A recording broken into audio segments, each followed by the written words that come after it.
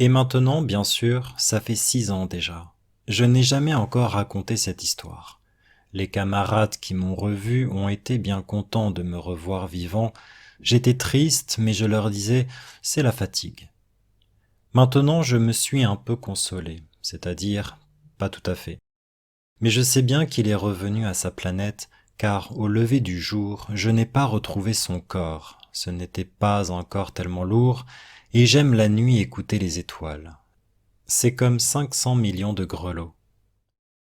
Mais voilà qu'il se passe quelque chose d'extraordinaire. La muselière que j'ai dessinée pour le petit prince, j'ai oublié d'y ajouter la courroie de cuir. Il n'aura jamais pu l'attacher au mouton. Alors je me demande, que s'est-il passé sur sa planète? Peut-être bien que le mouton a mangé la fleur. Tantôt je me dis, sûrement non, le petit prince enferme sa fleur toutes les nuits sous son globe de verre, et il surveille bien son mouton. Alors je suis heureux, et toutes les étoiles rient doucement.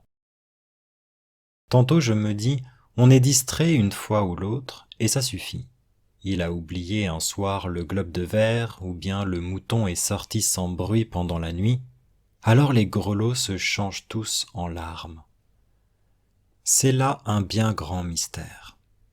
Pour vous qui aimez aussi le Petit Prince, comme pour moi, rien de l'univers n'est semblable si quelque part, on ne sait où, un mouton que nous ne connaissons pas a, oui ou non, mangé une rose. Regardez le ciel, demandez-vous. Le mouton, oui ou non, a-t-il mangé la fleur? Et vous verrez comme tout change. Et aucune grande personne ne comprendra jamais que ça a tellement d'importance. Ça, c'est, pour moi, le plus beau et le plus triste paysage du monde.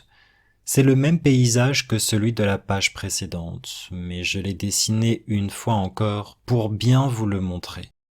C'est ici que le petit prince a apparu sur terre, puis disparu.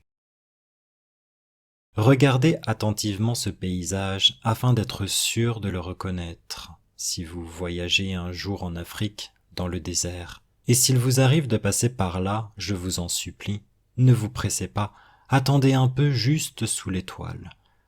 Si alors un enfant vient à vous, s'il rit, s'il a des cheveux d'or, s'il ne répond pas quand on l'interroge, vous devinerez bien qui il est. Alors soyez gentil, ne me laissez pas tellement triste. Écrivez-moi vite qu'il est revenu.